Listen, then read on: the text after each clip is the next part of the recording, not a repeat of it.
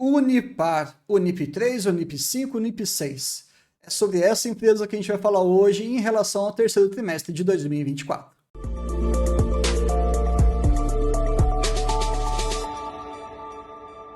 Fala pessoal, tranquilo? Meu nome é Bruno Oliveira, eu sou analista CNPI do Vida de Acionista, o VDA, e hoje a gente vai conversar brevemente sobre essa empresa que é extremamente complexa de se avaliar, mas ela sem dúvida nenhuma tem uma geração de valor muito importante para o nosso país e talvez ela tenha ali algumas vantagens competitivas quase que irreplicáveis, ou seja, vale a pena o estudo. Vamos começar então?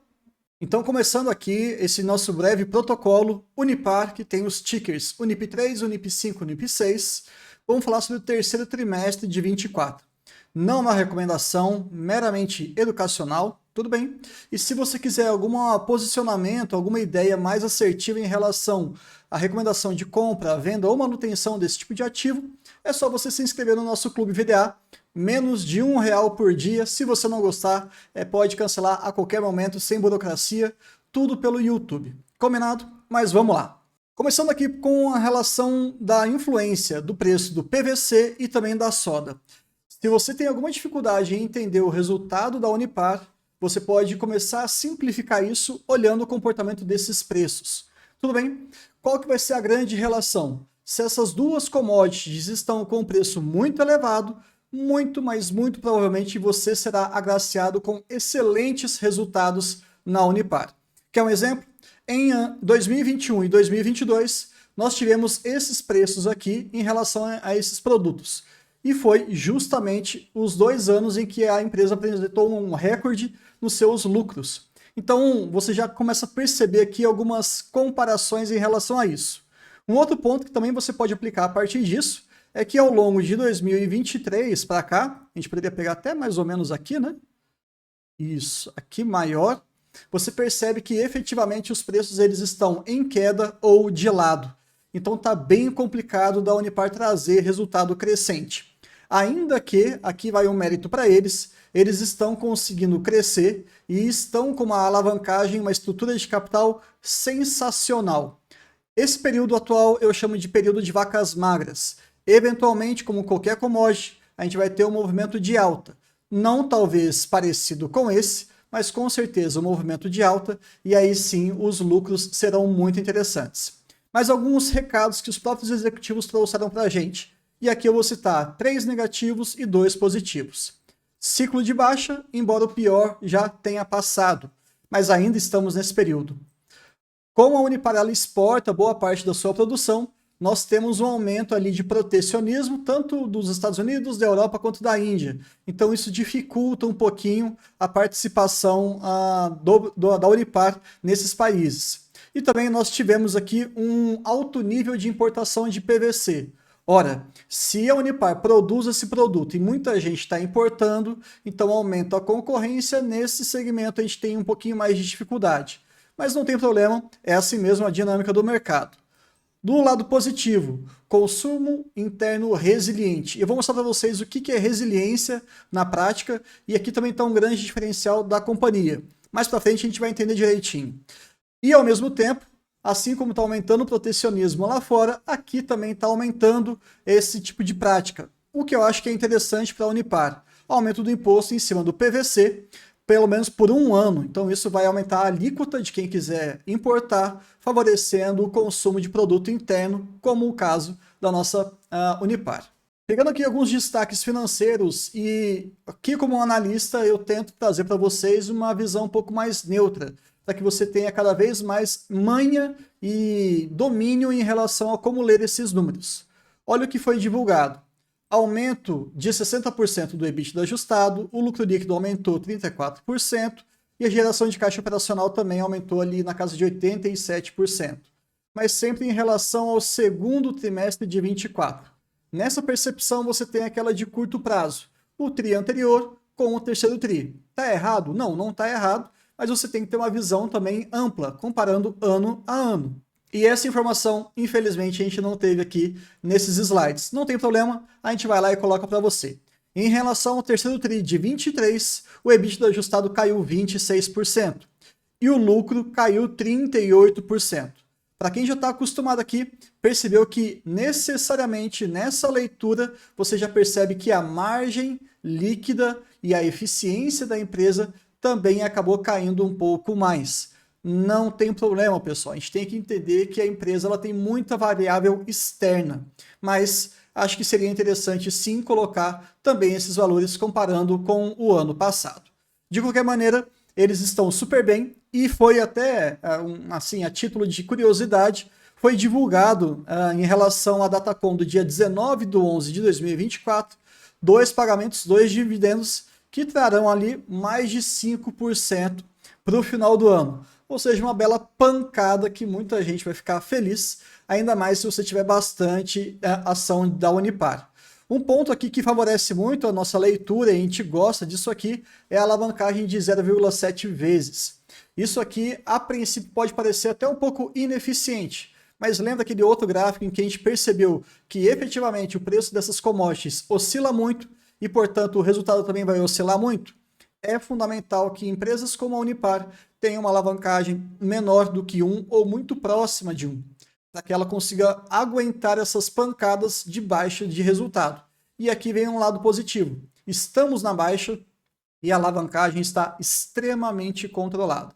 Então, mais uma vez, ponto positivo. Olhando aqui em relação aos destaques da parte operacional, taxa de utilização na eletrólise. Talvez seja um pouco mais subjetivo, né, para quem não está muito acostumado a esse tipo de conteúdo, esse tipo de informação, mas o principal recado aqui que vai ficar para você que gosta de estudar sobre empresas. Presta atenção que geralmente você vai ter que olhar alguma instituição, algum órgão ou alguma entidade que trabalha com os valores ou as regras do setor onde as suas empresas atuam. Quer um exemplo? Irani, você tem que conhecer a Empapel. Unipar, você tem que conhecer a Abiquim. Se você quer saber sobre bancos, tem alguns dados do Sistema Financeiro Nacional.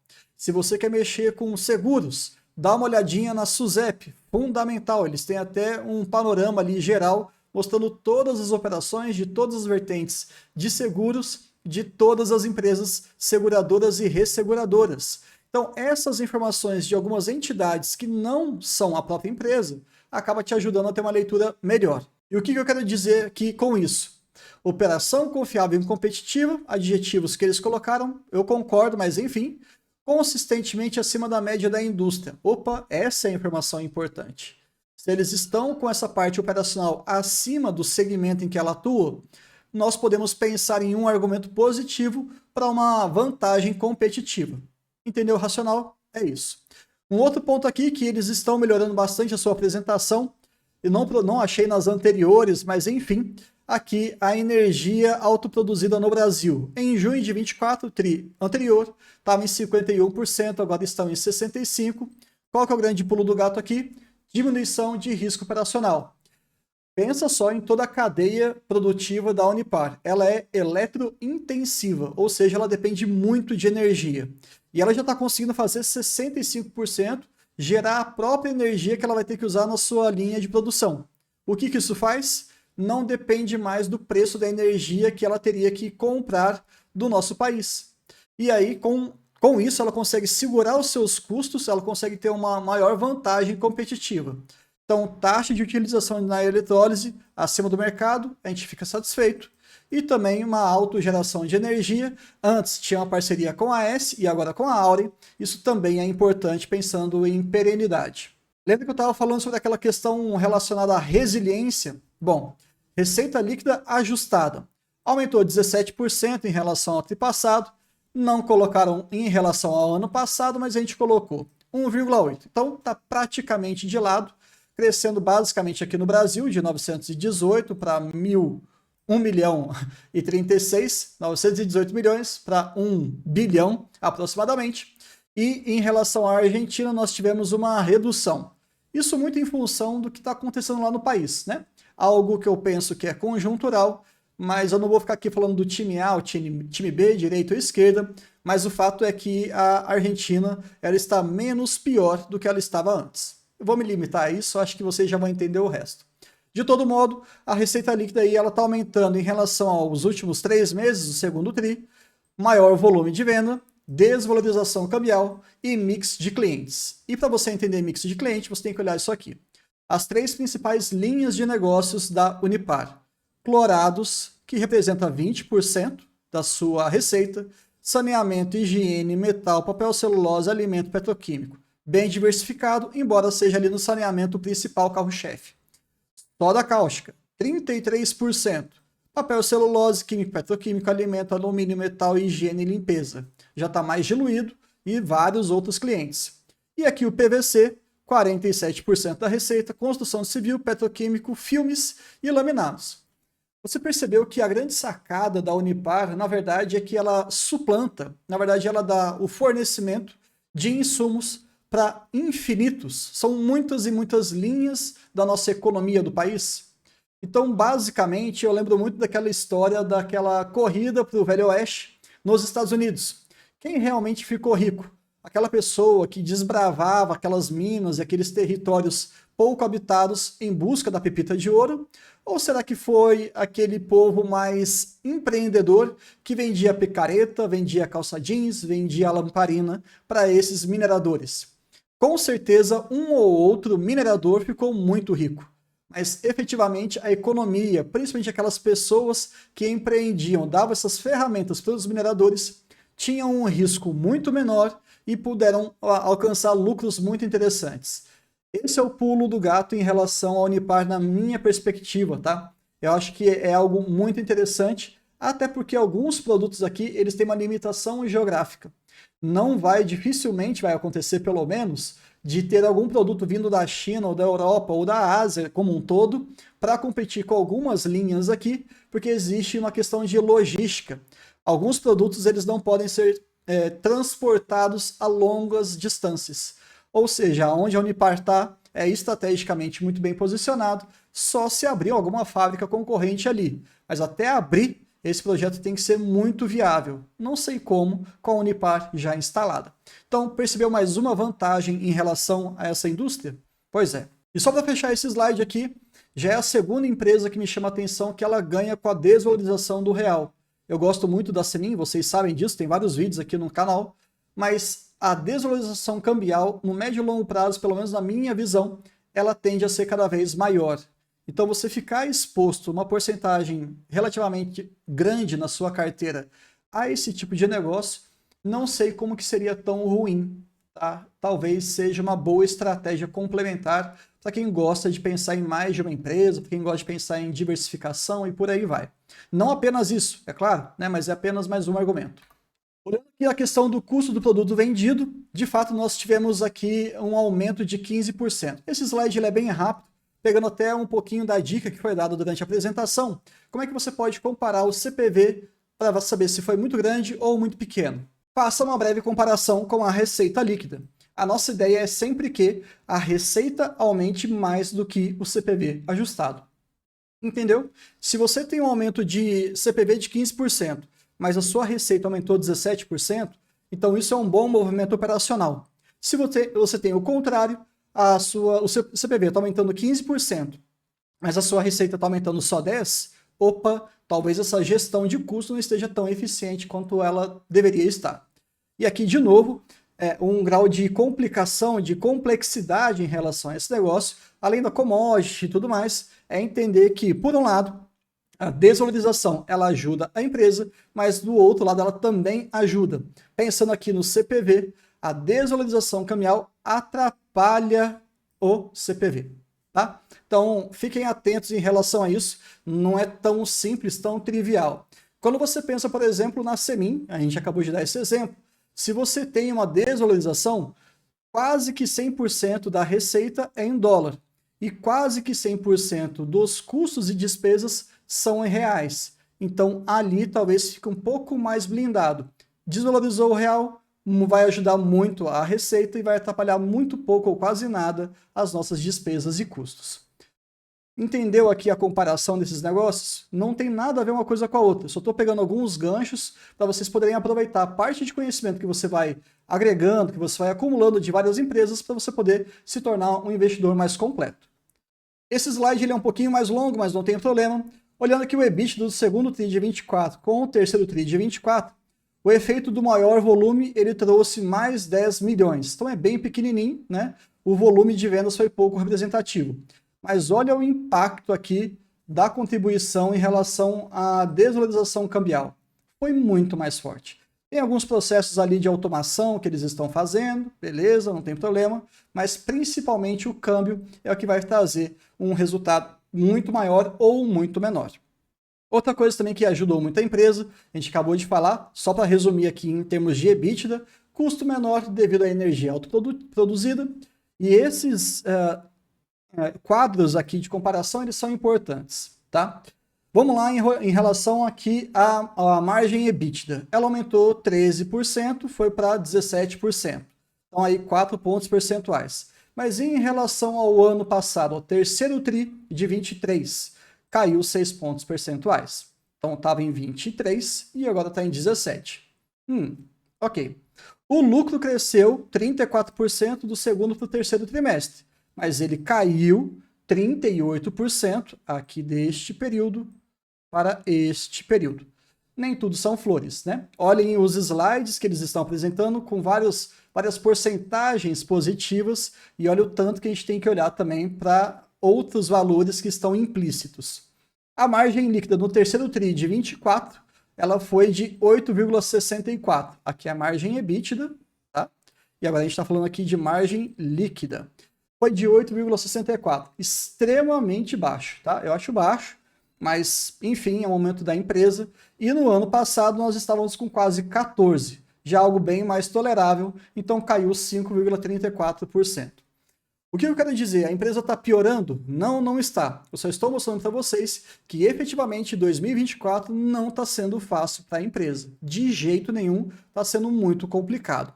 Agora, se você entende sobre commodity, sabe o momento certo de você comprar uma empresa dessas. Geralmente é quando ela está na lama, geralmente quando ela está muito mal. E eu acho que ela está mal. Tá? Em termos operacionais, ela está indo muito bem, mas a conjuntura onde ela está inserida está batendo com muita força. A gente tem que pensar nessas empresas de commodity quando o mercado virar. Qual que é o grande problema? Não sabemos quando isso vai acontecer. E aí o seu custo psicológico pode ser muito grande. Então, esse tipo de negócio ele é mais complementar numa carteira. Jamais para você iniciar a construção da sua renda passiva. Mas vamos adiante. Só para a gente completar aqui, para vocês enxergarem um pouquinho, cronograma de amortização, que eu gosto muito de olhar isso aqui. Percebam que a dívida líquida pelo EBITDA, a alavancagem, está em 0,77. O prazo médio está em 4,4 anos. Até então estava num período bem menor, tá? Estava girando de 2 a 2,5. Então a dívida estava mais enforcando seus resultados. De todo modo, mais de 55, ou seja, mais da metade da dívida vence só a partir de 2029. Olha como que está barata essa amortização ao longo dos próximos anos até 2028. E olha o tanto que a empresa tem de caixa. Perceba que ela consegue pagar tudo sem problema nenhum. Então está tudo em casa, está tudo certinho. Estrutura de capital está excelente. E só para a gente completar, lembrando de novo que essa não é uma empresa para você começar, tudo bem. Peguei ali do Investidor 10 uma tabelinha sobre o ROIC da companhia. Para quem já acompanha o VDA, sabe que a gente gosta muito de comparar o ROIC com o custo da dívida, o custo do capital, dependendo ali do acesso à informação, mais fácil, né? E aí você consegue enxergar se a empresa está gerando valor ou não. Olha que absurdo em 2021 o ROIC que ela atingiu, 83%. Isso aqui é completamente fora do normal, tá? 44% também é algo surreal, muito, muito, muito bom mesmo. E olha o quanto que a gente está atualmente em 2024. 4,4%. Então, resumindo, a rentabilidade do negócio este ano está muito penalizada. Mas, de novo, grande ciclo de investimento, commodities lá embaixo, etc, etc, etc, etc. De todo modo, se você pegar a média dos últimos 20 anos, dos últimos 10 anos, desculpa, o ROIC ficou na casa dos seus 25%, o que, na minha humilde opinião, está maravilhoso. Está muito, mas muito bom mesmo. A única diferença é que você poderia ter uma empresa que tem um ROIC mais ou menos assim, ou você pode ter uma empresa que tem um ROIC assim. São situações, são conjunturas diferentes. E esse é um outro argumento que eu reforço para vocês, que ela não é para você começar. Bruno, então talvez seja interessante comprar agora? Não. Isso aqui eu vou deixar para um outro momento para falar com vocês. Não vou expor essa opinião tão facilmente assim, até porque para você falar se tá boa ou não para comprar a Unipar, a primeira coisa que você tem que saber fazer e responder é como que essa empresa ganha dinheiro, quais são as fraquezas, quais são as ameaças, as forças e também as oportunidades que ela tem. Ou seja, fazer uma análise fofa desse negócio. Lá no VDA também a gente faz isso com os nossos assinantes. Enfim, era isso que eu queria trazer para vocês e até o próximo vídeo.